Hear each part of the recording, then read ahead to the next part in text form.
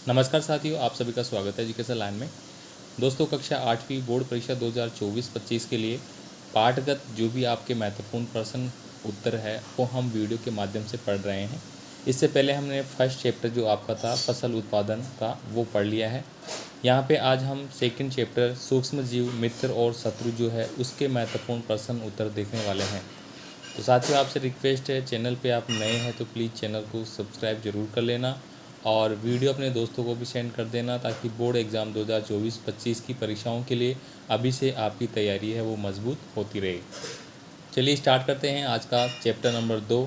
और यहाँ पे हम सबसे पहले ऑब्जेक्टिव टाइप के प्रश्न देखेंगे और इसके अलावा जो भी प्रश्न आपकी पिछली परीक्षाओं में पूछे गए हैं वो भी आपको यहाँ पे मिल जाएंगे, तो आप इनको मार्किंग कर सकते हैं। और साथ ही साथ इनकी अगर आपको PDF फाइलें चाहिए तो PDF फाइलें आपको हमारे ऐप पे मिल जाएगी। ऐप आप देख सकते हैं, यहाँ पे साइड में मैंने आपको लोगो दिया है, यहाँ पे आपको ऐप मिल जाएगा प्ले स्टोर से, ठीक है। और ये हमारा व्हाट्सअप नंबर है, कोई भी डाउट हो आप हमें कमेंट कर सकते हैं। चलिए स्टार्ट करते हैं। सबसे पहला क्वेश्चन है, मलेरिया रोग का जो वाहक होता है वो कौन होता है? 2022 की बोर्ड परीक्षाओं में पूछा गया प्रश्न है। तो इसका सही आंसर है मादा एनाफिलीज मच्छर। इसके द्वारा क्या होता है, मलेरिया रोग है वो एक दूसरे से संचरण होता है। गेहूं की रस्ट नामक रोग का जो कारक है वो किसके कारण होता है? तो ये कवक के द्वारा होता है। तो यहाँ पे ऑप्शन नंबर डी कवक है वो हमारा सही आंसर होता है। ये राजस्थान बोर्ड परीक्षा 2022 में पूछा गया प्रश्न है। यीस्ट का उपयोग निम्न के उत्पादन में होता है। तो यीस्ट का उपयोग साथियों वह एल्कोहल के उत्पादन के लिए किया जाता है। तो यहाँ पे बी हो जाएगा। एल्कोहल आप जानते हैं यानी कि एक प्रकार का नशीला पदार्थ है, उसका उपयोग के यानी कि निर्माण में यीस्ट का उपयोग है वो किया जाता है। निम्न में से कौन सा प्रतिजैविक है?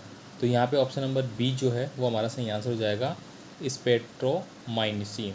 और साथ ही इसके अलावा आपको ऑब्जेक्टिव टाइप के टेस्ट अगर देने हैं सब्जेक्ट वाइज क्लास के 8 के लिए तो आपको ऐप पे मिल जाएगी। वहाँ पे आपको बहुत सारे ऑब्जेक्टिव टाइप के जो प्रश्न हैं वो मिल जाएंगे, इंग्लिश, हिंदी, गणित, साइंस सबके मिल जाएंगे आपको, ठीक है। यहाँ पे देखिए निम्नलिखित में से प्रतिजैविक का उदाहरण है। तो यहाँ पे प्रतिजैविक का उदाहरण पूछा गया है जो कि यहाँ पे सभी हो जाएंगे ऑप्शन, यानी कि उपयुक्त सभी। निम्नलिखित में से कौन सा संक्रामक रोग है? संक्रामक रोग यहाँ पे पूछा गया है। तो यहाँ पे डिप्थीरिया है वो संक्रामक रोग है। कैंसर संक्रामक नहीं होता है। मान लीजिए किसी एक व्यक्ति को कैंसर है तो उसके पास में बैठने से या उसके साथ खाना खाने से दूसरे को नहीं होता है। मधुमेह भी नहीं होता है और गठिया रोग भी नहीं होता है। तो कौन सा होता है? डिप्थीरिया होता है। आगे देखिए यहाँ पे अगला जो प्रश्न है, चेचक के टीके का आविष्कार किसने किया था? इम्पोर्टेंट है और बहुत बार एग्जाम में पूछा गया है। तो यहाँ पे एडवर्ड जेनर है वो इसका सही आंसर हो जाता है, ऑप्शन नंबर सी वाला। रोग कारक सूक्ष्म जीव वायरस का उदाहरण नहीं है। तो यहाँ पे मलेरिया हो जाएगा। मलेरिया क्या है? सूक्ष्म जीव वायरस का उदाहरण नहीं है ये। बाकी खसरा, पोलिया, चिकन पॉक्स ये एक प्रकार के वायरस रोग है, जबकि मलेरिया वायरस रोग नहीं है। दूध का दही बनाने में किस जीवाणु की भूमिका होती है? तो दोस्तों लैक्टोबैसिलस इस एक प्रकार का जीवाणु होता है जो कि दूध से क्या करता है, दही बनाता है। तो यहाँ पे बी हमारा सही आंसर रहेगा। संचरणीय रोगों का सबसे मुख्य कारक क्या है? देखिए संचरण रोग मतलब यहाँ से उठ के दूसरी जगह चले जाते हैं। तो ये घरेलू जो मक्खी होती है उसके कारण होता है। आपने देखा होगा मक्खी है वो कई बार यहाँ पे कुछ पड़ा है उस पर बैठ गई, यहाँ पे कुछ पड़ा है उस पर बैठ गई, फिर खाने की चीज़ों पे बैठ गई और कहीं बैठ गई। तो इस प्रकार से वो क्या करती है, जो जीवाणु होते हैं उनको एक दूसरे जगह पे ले जाती है और ये संचरणीय रोग का मुख्य कारक होती है। ब्रेड अथवा इडली फूल जाती है, इसका मुख्य कारण क्या है? तो दोस्तों ये इंपॉर्टेंट प्रश्न आपके लिए। यीस्ट कोशिकाओं की वृद्धि हो जाती है इसलिए जो इडली या ब्रेड है वो फूल जाती है। चीनी को अल्कोहल में परिवर्तित करने के प्रक्रम का नाम आपको बताना होगा। तो इसको अपन किण्वन विधि बोला जाता है। तो ऑप्शन नंबर सी यहाँ पे रहेगा। आगे देखिए, दूध को सूक्ष्म जीवों से मुक्त करने के लिए अर्थात पाश्चरीकृत करने के लिए दूध को कितने सेंटीग्रेड पर उबाला जाता है? तो यहाँ पे देखिए 70 डिग्री सेंटीग्रेड पर इसको उबाला जाता है। तो यहाँ पे जितने भी आपके ऑब्जेक्टिव टाइप के प्रश्न हैं और फिल इन द ब्लैंक हो गए, मिलान वाले हो गए, तो प्रत्येक चैप्टर के हिसाब से हम आपको बताते रहेंगे। इनकी PDF फाइलें ऑलरेडी ऐप पे अपलोडेड है, वहाँ पे आप नोट्स वाले सेक्शन में जाके डाउनलोड कर सकते हैं। और बहुत सारे मॉडल पेपर भी अवेलेबल है जो कि आप अभी से उनको टिक कर सकते हैं अपनी बुक में, उनको पढ़ते रहे ताकि एग्ज़ाम में आपको अच्छे अंक मिलते रहेंगे। अब देखिए यहाँ पे सूक्ष्म जीव कहाँ पे पाए जाते हैं? तो सभी जगह पाए जाते हैं। इसके बाद देखिए यहाँ पे बेसिल्स एंथ्रोसिस से एंथ्रेक्स रोग होता है। इस जीवाणु की खोज वो किसके द्वारा की गई थी? तो रॉबर्ट कोच के द्वारा की गई थी। निम्न में से कौन सा रोग वायरस द्वारा नहीं होता है? तो अभी अभी हमने पढ़ा था मलेरिया वायरस के द्वारा नहीं होता है। संचरित रोगों की बात करें तो घरेलू मक्खी आ जाती है। निम्न में से कौन सी बीमारी विषाणु से होती है? विषाणु से होती है, मतलब हेपेटाइटिस ए प्रकार का जो रोग है वो विषाणुओं से होता है। वे औषधियाँ जो सूक्ष्म जीवों की वृद्धि को कम करती है क्या कहलाती है? तो उसको हम प्रतिजैविक बोलते हैं। क्या बोलते हैं भाई? प्रतिजैविक। तो ये आपको याद करना है। अब देखिए यहाँ पे अगला जो आपका आता है वो आते हैं यहाँ पे रिक्त स्थानों की पूर्ति करने वाले पर्सन है वो किस प्रकार से आपके एग्जाम में पूछे जाते हैं। देखिए टाइफाइड जो है वो किसके द्वारा होता है? तो ये जीवाणुओं के द्वारा होता है। तो यहाँ पे जीवाणु ऑलरेडी मैंने फिल कर रखा है और ये जो आपका मॉडल पेपर 22 का था उसमें शामिल किया गया था। अब देखिए त्वचा पर जो रोग होता है रिंग वर्क फैलता है, मतलब जो अपन दांत हाथ खुजली बोलते हैं, वो कवक के द्वारा होते हैं। इसके बाद देखिए अगला है एंड अमीबा रोग होता है। तो दोस्तों ये पेचिस के कारण से होता है। आगे देखिए यहाँ पे अगला है सभी मशरूम नहीं होते हैं, मतलब सभी मशरूम खाने योग्य नहीं होते हैं।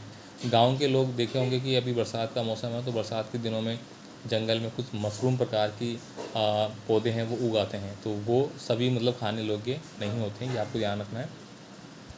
आगे देखिए सूक्ष्म जीवों को किसकी सहायता से देखा जा सकता है? तो उनको सूक्ष्म दृष्टि की सहायता से देखा जा सकता है। नीले हरे शैवाल वायु से नाइट्रोजन का स्थिरीकरण करते हैं जिससे मिट्टी की उर्वरता में वृद्धि होती है। एल्कोहल का उत्पादन यीस्ट के नामक सूक्ष्म जीव होते हैं उनकी सहायता से किया जाता है। अभी अभी हमने पढ़ा था। हैजा है वो घरेलू मक्खी के द्वारा भी होता है। क्षय रोग है वो संचरणीय रोग होता है। क्षय का मतलब हो गया जो खुजली प्रकार के रोग होते हैं। उबालने से अनेक सूक्ष्म जीव नष्ट हो जाते हैं। वायु जल मिट्टी पौधा और जंतुओं के शरीर में क्या पाए जाते हैं? सूक्ष्म जीव पाए जाते हैं। अतिसार अथा मलेरिया जैसे रोग उत्पन्न होते हैं तो प्रोटोजोआ जनित रोग होते हैं। तो ये हमारा सही आंसर है। अब देखिए यहाँ पे मिलान करने वाले जो प्रश्न है वो आपके यहाँ पे आते हैं कि मिलान करने वाले प्रश्नों को आप किस प्रकार से करेंगे। फॉर एग्जाम्पल मैं बता दूँ आपको, जैसे जीवाणु है तो जीवाणु के क्या होता है? जीवाणु एक प्रकार के मलेरिया के द्वारा होता है, सॉरी ये ऑप्शन हेजा कारक है, हेजा के द्वारा होता है ये रोग। राइबोजियम जो क्या है नाइट्रोजन का स्थिरीकरण करता है। लेक्टोबेसिल्स, लेक्टोबेसिस क्या होता है दोस्तों? दही का जमना होता है। अभी अभी हमने पढ़ा था दूध से जो दही का निर्माण होता है वो इसी के कारण होता है। उसके बाद देखिए यीस्ट जो है वो क्या करती है? यीस्ट का उपयोग है वो ब्रेड बेकिंग के उपयोग में किया जाता है। और एक प्रोटोजोआ जो जनित की बात करें तो एड्स एक प्रोटोजोआ जनित रोग हो जाता है। विषाणु क्या होता है? एक मलेरिया का कारक हो जाता है। इस प्रकार से आप इनको टिक करेंगे। इसके बाद आप अति लघुतात्मक प्रश्न देखेंगे यहाँ पे। तो यहाँ पे जो इम्पोर्टेंट प्रश्न है वो हम देख लेंगे, बाकी आप PDF फाइल में अपने हिसाब से सारे प्रश्न है वो रीड कर सकते हैं। वीडियो में हम इम्पोर्टेंट प्रश्न देखेंगे जो कि परीक्षाओं में पूछे जा रहे हैं। देखिए यहाँ पे सूक्ष्म जीव किन्हें कहते हैं? 2016 की जो परीक्षा थी उसमें आया था ये बोर्ड परीक्षा में। ऐसे जीव जिन्हें हम बिना यंत्र की सहायता से केवल आँखों से नहीं देख सकते हैं उनको सूक्ष्म जीव कहते हैं। छोटे छोटे जैसे कि दही है, अब दही में सूक्ष्म जीव होते हैं, आप उनको देख सकते हैं? नहीं देख सकते, उनको हम सूक्ष्मदर्शी की सहायता से ही देख पाते हैं। आगे देखिए सूक्ष्म जीव को कितने वर्गों में बांटा गया है? ये प्रश्न आपका पिछली साल 2023 की परीक्षा में अर्धवार्षिक परीक्षाओं में भी आया हुआ है। तो देखिए जीवाणु सूक्ष्म जीव को 4 प्रमुख भागों में बांटा गया है। एक जीवाणु कहलाता है, एक कवक कहलाता है, एक प्रोटोजोआ और एक शैवाल। तो ये आपको याद करना है भाई। इसके बाद देखिए यहाँ पे ये बाकी हम छोड़ देते हैं, इंपॉर्टेंट जो हमने लगा रखे हैं आपकी परीक्षाओं की दृष्टि से वो हम देख लेते हैं। यहाँ पे देखिए डेंगू रोग के वायरस के वाहक का नाम आपको बताना होगा। जो डेंगू रोग होता है उसके वायरस का वाहक कौन होता है? तो उसको मादा एडिस मच्छर या मादा एनाफिलीज मच्छर भी अपन कई बार बोल देते हैं। अब देखिए ये इंपॉर्टेंट है, पौधों की 2 बीमारियों के नाम लिखना है। ये प्रश्न भी आपका आ चुका है इसलिए मैंने इसको शामिल कर लिया है पिछली परीक्षाओं में। गेहूँ की रस्ट तथा नींबू की केकर के द्वारा ये रोग होता है। इसके बाद देखिए यहाँ पे ये आपके आते हैं जीवाणु द्वारा होने वाले 2 रोगों के नाम आपको बताना है जो जीवाणु के द्वारा होता है। तो टाइफाइड और क्षय रोग जीवाणु के द्वारा होता है, तो ये हमें यहाँ पे लिखना होता है। इसके बाद देखेंगे अपन यहाँ पे लघुतात्मक प्रश्न आपके आते हैं, ठीक है। बाकी ये तो हो गए हमारे। इसमें एक और प्रश्न है, उन 2 पदार्थों के नाम लिखिए जिन्हें सूक्ष्म जीवों के द्वारा विघटित नहीं किया जा सकता है। तो प्लास्टिक हो गया, पॉलीथीन बैग, धातु के टुकड़े, ये क्या होते हैं? सूक्ष्म जीवों के द्वारा विघटित नहीं होते हैं। तो साथ ही यहाँ पे मोस्ट इम्पोर्टेंट जो एक प्रकार से सटीक जो प्रश्न है जो आप परीक्षाओं में बार बार आते हैं उनको हम यहाँ पे पढ़ रहे हैं। बाकी महत्वपूर्ण प्रश्नों की सीरीज़ के लिए PDF फाइलें, नोट्स वगैरह जो या फिर MCQ टेस्ट होते हैं, वो सब टेस्ट सीरीज़ आपको ए पे मिल जाएंगे। अब देखिए यहाँ पे लघुतात्मक प्रश्नों की बात करें तो यहाँ पे सेकंड नंबर का प्रश्न हम पढ़ेंगे। यहाँ पे सूक्ष्म जीवों के मुख्य वर्ग कौन कौन से हैं, अभी अभी हमने पढ़ा था, जीवाणु, कवक, प्रोटोजोआ और शैवाल। अभी क्या होते हैं वो यहाँ पे दिया गया है। एक अन्य वर्ग विषाणु भी होता है इसमें। ये सभी सूक्ष्म जीव होते हैं किंतु ये उक्त सूक्ष्म जीवों से भिन्न होते हैं। ठीक है, आगे देखेंगे अपन यहाँ पे। देखिए, फल सब्जियों को लंबे समय तक खुला रखने पर वे खराब क्यों हो जाती है, कारण आपको समझाना है और ख़राब होने के कारण को कोई दो आपको उपाय भी लिखना है। तो यहाँ पे देखिए, फल सब्जियाँ को लंबे समय तक खुला रखने पर उन्हें सूक्ष्म जीव उत्पन्न हो जाते हैं, मतलब छोटे छोटे कीड़े पड़ जाते हैं उनमें। सिंपल भाषा में बोले तो ये सूक्ष्म जीव उन्हें संदूषित कर देते हैं। इसके परिणाम फलस्वरूप जो फल होते हैं, ठीक है, ये कहा गया आगे का, सब्जियां आदि खराब हो जाती है। अब देखिए, इनको बचाने कैसे रख सकते हैं सही। कुछ फल सब्जियों का परिरक्षण नमक द्वारा किया जा सकता है और तेल एवं सिरके द्वारा भी फल और सब्जियों को परिरक्षित किया जा सकता है। अब देखिए यहाँ पे अगला है, सूक्ष्म जीव कहाँ पर पाए जाते हैं। सूक्ष्म जीव हर प्रकार की परिस्थिति में जीव रह सकते हैं। तो ये देखिए, यह यहाँ पे लिखा गया है कहाँ कहाँ पे पाया जाता है। इसके बाद देखिए अपन अगला है निबंधात्मक प्रश्न। ठीक है, तो यहाँ पे देखिए, प्रतिजैविक क्या है। प्रतिजैविक लेते समय कौन सी सावधानियाँ रखनी चाहिए। ये प्रश्न दोस्तों आपका 2023 की बोर्ड परीक्षा में आ चुका है और साथ ही साथ हाफ ईयरली परीक्षा में भी पूछा गया था। अब देखिए यहाँ पे प्रतिजैविक क्या होता है, वह औषधि जो बीमारी पैदा करने वाले सूक्ष्म जीवों को नष्ट कर देती है अथवा उनकी वृद्धि को रोक देती है, प्रतिजैविक कहलाती है। अब इसमें दोस्तों क्या क्या है ये आप नाम पढ़ सकते हैं। जैविक लेते समय सावधानियाँ क्या होनी चाहिए, तो डॉक्टर की सलाह होनी चाहिए, दवा का कोर्स भी अवश्य पूरा होना चाहिए, आवश्यकता नहीं होने पर नहीं लेना चाहिए और आवश्यकता होने पर ही लेना चाहिए, सर्दी जुकाम एवं फ्लू में प्रतिजैविक प्रभावशाली नहीं होते हैं। तो ये आपको यहाँ पे लिखना था।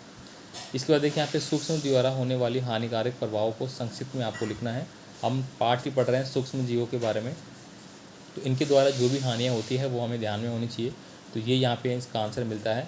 कुछ सूक्ष्म जीव मनुष्य, जंतु और पौधों में रोग उत्पन्न करते हैं, उन्हें हम रोगाणु कहते हैं। ठीक है, आगे देखिए यहाँ पे कुछ सूक्ष्म जीव भोजन, कपड़े और चमड़े की वस्तुओं को संदूषित करते हैं। मतलब अलग अलग प्रकार के सूक्ष्म जीव होते हैं जो कि अलग अलग चीज़ों को इफेक्ट करते हैं।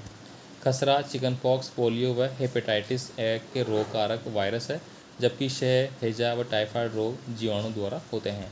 तो यहाँ पे वायरस के द्वारा होने वाले रोग और जीवाणु के द्वारा होने वाले रोग दोनों आपको ध्यान रखना है। जीवाणु जंतुओं में रोग उत्पन्न करते हैं। उदाहरण के लिए एंथ्रेक्स मनुष्य एवं मवेशी में होने वाला भयानक रोग है जो जीवाणु द्वारा होता है। गाय में खुर एवं मुंह का रोग जो है वो वायरस के द्वारा होता है। अनेक सूक्ष्म जीव जैसे गेहूँ, चावल, आलू, गन्ना, संतरा, सेब इत्यादि पौधों में रोग के कारण नींबू कैंकर जीवाणु द्वारा होता है। गेहूँ रस्ट कवक द्वारा होता है। तो ये देखिए, बड़े प्रश्न अगर हम स्पष्ट रूप से पढ़ते हैं तो छोटे प्रश्न उनमें एकदम आ जाते हैं। मतलब जो ऑब्जेक्टिव टाइप का हो गया, फिल इन द ब्लैंक हो गया, वो सारे प्रश्न उसी समय याद हो जाते हैं। अब देखिए, ये प्रश्न आपका 2-3 बार आ चुका है। 2022 की परीक्षा में था, नमूना में 15 में आ चुका है और ऑलरेडी वेरी वेरी इंपॉर्टेंट कर रखा है। नाइट्रोजन चक्र का संक्षिप्त में वर्णन करना है, नाइट्रोजन चक्र का चित्र बनाना है। नाइट्रोजन चक्र क्या होता है ये आपसे पूछा जाता है। तो पौधे और जंतुओं का वायुमंडलीकरण होता है इसमें। ठीक है, तो यहाँ पे देखिए, ये पूरा यहाँ पे मैंने स्क्रीनशॉट भी ले रखा है इसका। तो ये चीज़ें आपको यहाँ पे पढ़नी होगी। इसका चक्कर की बात करें तो कुछ चक्कर इस प्रकार का बनता है और अर्धवार्षिक परीक्षाओं में ये प्रश्न 100% है, वो हर बार पूछा जाता है भाई। ठीक है, तो इसको आप अच्छे से देखना हाफ ईयरली परीक्षाओं के रिगार्डिंग भी, क्योंकि आपके एग्ज़ाम में नंबर तो जाते ही हैं ना, 20 नंबर। तो ये पूरा चैप्टर यहाँ पे हो जाता है हमारा। ठीक है, तो उम्मीद करता हूँ यहाँ पे हमने मोस्ट इंपॉर्टेंट प्रश्नों की सीरीज़ है वो चला रखी है, जो कि हम उन्हीं प्रश्नों को देख रहे हैं जो आपके एग्ज़ाम की दृष्टि से बहुत इंपॉर्टेंट है। बाकी इनको विस्तार पूर्वक देखने के लिए आप PDF फाइलें ले सकते हैं और टेस्ट आप ज़रूर दें ऐप पे। लिंक आपको डिस्क्रिप्शन बॉक्स में मिल जाएगा ऐप का, वहाँ से आप ऐप डाउनलोड कर सकते हैं। मिलते हैं अगले वीडियो में। धन्यवाद।